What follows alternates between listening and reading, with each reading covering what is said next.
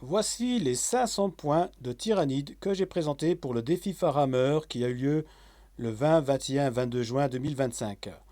Donc j'ai mis une unité de 3 guerriers Tyrannides avec armes de tir, un psychophage qui, après la dernière dataslate, bénéficie d'un mouvement de 12 pouces et du mot-clé fumée qui m'a bien servi. Le tueur hurleur, bon alors lui bien sûr une figurine très imposante qui fait peur un petit peu à tout le monde.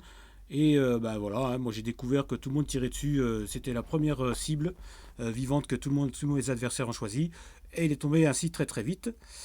Ici une autre unité de guerriers tyrannides équipés d'armes de corps à corps, qui ont été menés par ce primat télé, donc qui était mon seigneur de guerre. J'ai pris le parti de le mettre dans cette unité pour optimiser le corps à corps des guerriers tyrannides.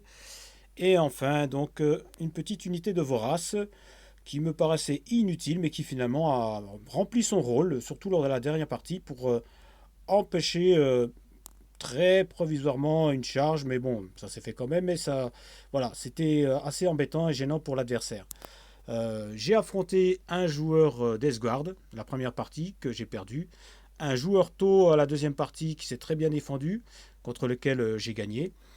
Et enfin, un joueur Thousand Suns pour la dernière partie, contre qui j'ai perdu, qui l'a emporté haut la main, notamment en m'éliminant toutes mes figurines de la table. Nous avons utilisé donc le paquet de piles de mission 2025-2026 avec des règles adaptées au format 500 points. Notamment, ce que moi j'ai retenu, c'est que pour la deuxième partie, on a utilisé la mission principale et l'énergie siphonnée où l'attaquant court après le score, puisque le défenseur commence avec 50 points de victoire, et l'attaquant doit siphonner les objectifs pour faire diminuer le score du défenseur et augmenter le sien dans le même temps. Au niveau des déploiements, on a eu du dernier carré, ça aussi je pense que c'est quelque chose qu'on va revoir souvent sur les tables. Le défenseur est au milieu, l'attaquant un peu autour. Mais au niveau des déplacements, des charges, ça peut aller très très vite, offrir du corps à corps dès les premiers tours, qui peuvent être assez violents d'ailleurs. Voilà pour les missions que j'ai pu faire. J'ai utilisé comme détachement assaut de bioforme de type guerrier, ce qui m'a permis d'avoir donc mes unités de guerriers tyrannides ici et ici, considérées comme des unités de ligne, et en même temps qui a offert une invulnérable A5+, donc à mes guerriers tyrannides, ainsi qu'à mon primat télé.